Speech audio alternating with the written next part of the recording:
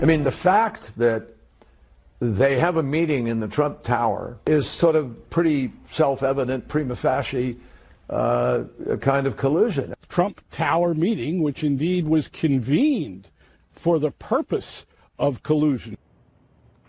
That Trump Tower meeting was what the liberal media hung its hat on for months. It turned out to be a complete dud.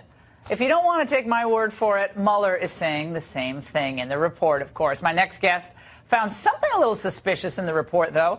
How did the Mueller team create an entire section of the report on one meeting without noting that the Russian lawyer at the time at the Trump Tower meeting was working with Fusion GPS? Kim Strassel is a Fox News contributor and editorial board member for the Wall Street Journal. Kim, why wasn't the Russian lawyer included in the report? Is Veselnitskaya, was that the name? I think. Yeah, she's named in the report, Laura, but in the whole section about Trump Tower. And in fact, it's remarkable because we have this huge section, thousands of words describing every last moment of that meeting. Okay, the only thing they didn't put in there was what they had for lunch beforehand. I mean, every last thing is documented, including the fact that she was president and lots of information about her, except for this one important detail, that she was working alongside the organization that produced the dossier. Now, how do you do that, Laura? How do you write a whole section in which you describe pretty much everything you know about her and you don't put that in? I would argue it's very careful and very deliberate, because this entire report seems to be absolutely obsessed with not questioning anything the FBI did or passing judgment on any of its poor conduct.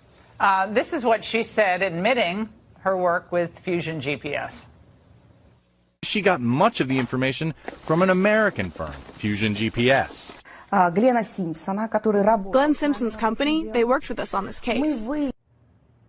I mean, they cite in the Mueller report, Kim, all sorts of television appearances, and they cite editorials, columns. There's lots of media sources. They could have just cited that, I guess. I mean, it is, and that part of the entire part of the report dealing with obstruction read like an op-ed. I mean, it really, always the credibility went against Trump. The benefit of the doubt was with the deep state actors, and all the rest of it against Trump. Well, I'm calling this, Laura, this is Mueller's Comey moment, okay? Remember, we've just had more than a year of talking about Jim Comey's atrocious behavior in July of 2016, where he chose to go out and berate Hillary Clinton, but not bring any charges against her. And we've had the Attorney General, we've had the Deputy Attorney General, we've had prior Attorney Generals all mention that this is absolutely inappropriate behavior. You don't throw a bunch of innuendo out there if you're not going to bring a charge, right? Well, what did Bob Mueller do in his second volume of his report? It is he wouldn't bring any charges against Donald Trump, and instead he uses all the power he has from grand juries, the power to investigate, to compel witnesses, and everything he collects from them, he then throws it out for public consumption or for Congress and impeachment when not bringing any charges himself. I think it's, Jim Comey was fired for doing exactly that. You know what also, you just made me think of this.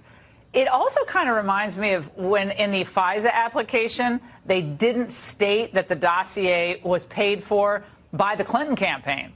And in the report, they don't state that Veselnitskaya worked with Fusion GPS, which was, had the relationship with Clinton. It's like a double track deal. And it's bizarre. Well, there's examples of this everywhere, all through the Mueller report. In fact, you can barely find a reference to the dossier. Now, look, let's just be honest. The entire reason, or one of the main reasons, I should say, the FBI was conducting this investigation was because of the information in the dossier. One of the reasons that we ended up with a special counsel probe was because of this dossier. How do you write a 448-page report and never mention the dossier? Because it's embarrassing for them. It's sort of...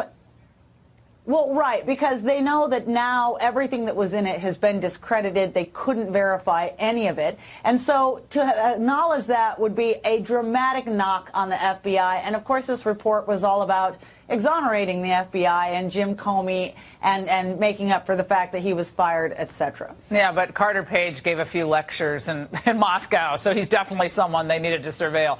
That whole section of the report was ridiculous as well. Kim, phenomenal reporting on this entire saga. There's a lot more to come, and we really, really appreciate your voice out there. Thanks so much. You too, Laura. Thanks.